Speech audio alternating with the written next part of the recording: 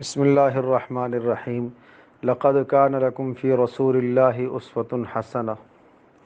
تمہارے لیے رسول اکرم صلی اللہ تعالی علیہ وسلم کی زندگی میں یقیناً بہترین نمونہ ہے۔ حضرت صلی اللہ تعالی وسلم کے اخلاق قرآن مجید میں۔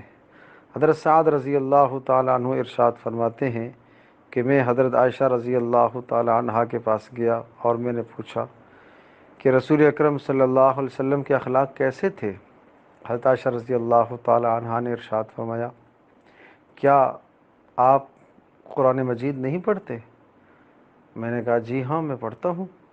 تو حضرت صلی اللہ تعالی علیہ وسلم کے اخلاق بتانے کے لیے حضرت عائشہ رضی اللہ تعالی عنہا نے ارشاد فرمایا، آپ کے اخلاق قرآن ہی تو ہے، یعنی جو اللہ کا حکم قرآن مجید میں ہے وہ رسول اکرم صلی اللہ علیہ وسلم کی زندگی میں ہے۔ قرآن مجید کی آیت خذ العفو وأمر بالعرف وأعرض عن الجاہلین، آپ معافی کو لازم پکڑیے، آپ نیکی کا حکم کرتے رہیے اور آپ انجانوں سے آپ اعراض کیجیے، اور اگر شیطان کوئی وسوسہ ڈالے تو اعوذ باللہ من الشیطان الرجیم پڑھیے۔ ان اخلاق پر حضرت صلی اللہ علیہ وسلم کا مکمل عمل تھا۔ اس لیے آپ علیہ السلام نے ارشاد فرمایا، ادبنی ربی فاحسن تأدیبی، میرے پروردگار نے میری بہترین تربیت کی ہے اور بہترین آپ نے مجھے رب نے مجھے اخلاق سکھائے ہیں۔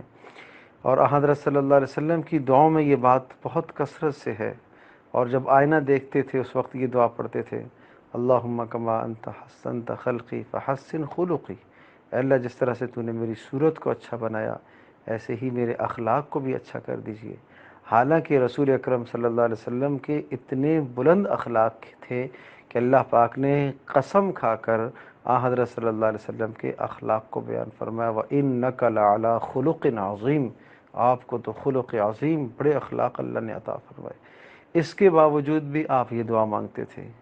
مطلب یہ کہ اخلاق میں جتنا بلند پایا ہو جائے، جتنے بلند ہوں، جتنے اخلاق بلند ہوں، اتنے ہی اچھے ہیں حضرت صلی اللہ علیہ وسلم۔ اس لیے بار بار یہ دعا مانگا کرتے تھے کہ اللہ جس طرح سے تو نے میری صورت اور شکل اچھی بنائی ہے اسی طرح سے میرے اخلاق بھی اچھے کر دیجیے۔ تو ہمیں بھی چاہیے کہ ہم بھی اپنے اخلاقوں کو اچھا رکھیں۔